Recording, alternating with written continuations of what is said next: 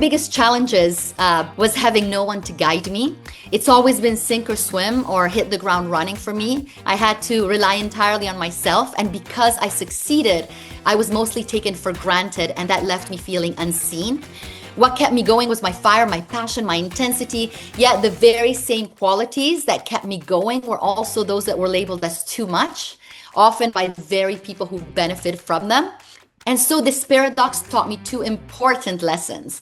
First, that everyone needs to feel seen, recognized, and appreciated, even when they don't show it, especially when they don't show it.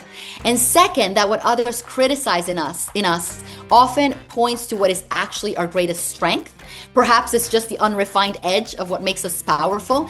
We just need to be able to embrace it, to lean into it, and to use it as the fullest expression of who we are in the world. Embracing what was once called too much is what allowed me to transform my voice into a force for impact. And this also profoundly impacted me as a leader. It made me a lot more aware of what people around me need. It gave me the ability to develop empathy, to understand that after all, we're all going through the same things. And one of the things that I love the most is really helping people accept those kind of peculiarities of their personalities and transform them into something great. So being able to be more empathetic and also being able to help people discover something about themselves that perhaps has always been there, but they've always seen maybe as a negative or something that wouldn't really help them move along, and transform that into something incredible.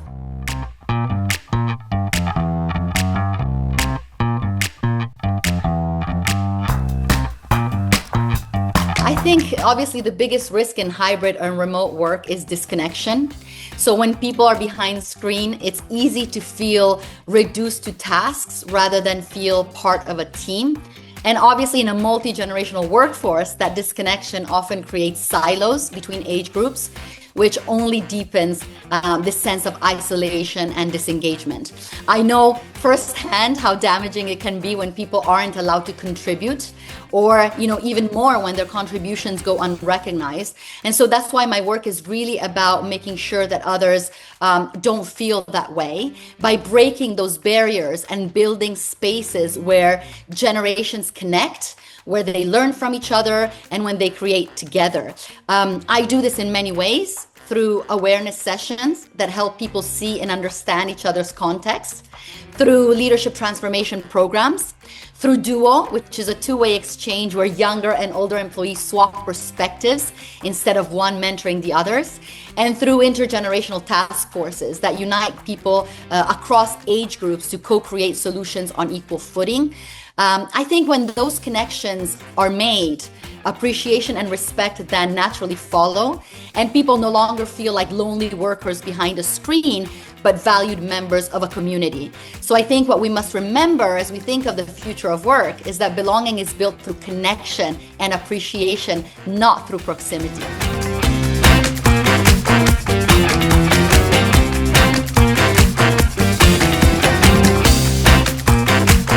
AI as replacing human connection, but as strengthening it. For years, I think technology has been one of the biggest barriers between generations, different levels of comfort. But I think AI has the potential to flip that on its head. It can power platforms that help people communicate, learn about each other, work together more effectively across age, across culture, across geography.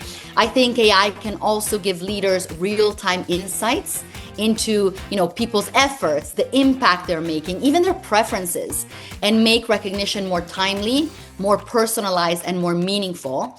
But to me, the greatest opportunity is this. I think AI can help us remove noise so that leaders can focus less on managing data and more on building trust, on building belonging and purpose that truly engage people. Because at its best, I think technology should act as a bridge, helping people connect, helping people collaborate and feel recognized, and not as a wall that divides them, which is what I think we've seen it as until now.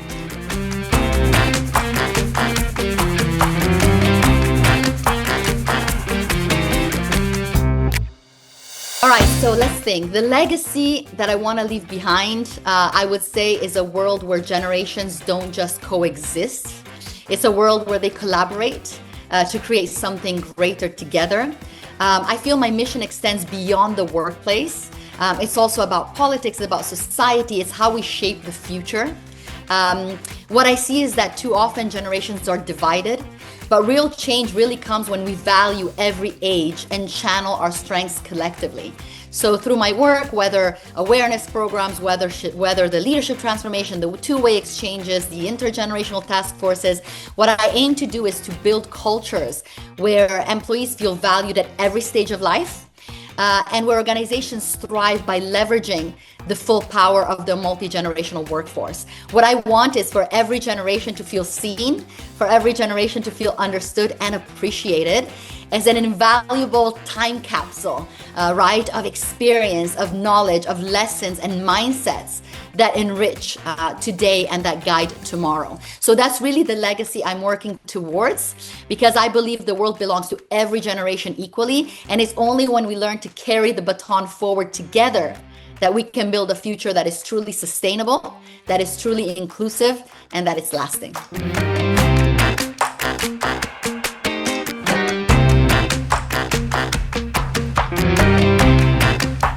To me, a future-ready workforce is agile, it's inclusive, and it's purpose-driven. It's one where generations don't work in silos, but collaborate across age, across culture and experience to solve big challenges together. It's a kind of environment where recognition isn't occasional, it's continuous, because every effort and contribution is valued. It's one where motivation doesn't come from perks or titles necessarily, but from belonging, from shared purpose, and the knowledge that no matter your age, you have a role in shaping what comes next. And leadership will need to transform too for that to happen. And since we're talking about the future, I especially look forward to seeing Gen Z step into leadership. I think their purpose-driven mindset, their collaborative spirit, and their natural inclusivity, they're going to be leaders who bring out the best of every generation and turn it into harmony. Because the future-ready workforce isn't just one that adapts to change, it's one that creates it, I think. It's a workforce where everyone belongs, where together we build a future that is stronger, that is fairer, and ultimately more human. You know, growing up as a Gen X, you know, we were inculcated this idea that work is supposed to be, you know, separate from who you are. You know, your professional self has to be different from your personal self. There's no space for your personal self, for your personal life in the midst of this type of work. And I think, you know, millennials with their workplace revolution, they have changed that, they have turned that on their head. And I think envisioning a world where, you know, we are who we are, where our passions remain our passions, where our personality remains our personality, where our needs as human beings remain our needs as human beings, and they're fulfilled, you know, and we expect them to be fulfilled, you know, as much as we do in our personal life.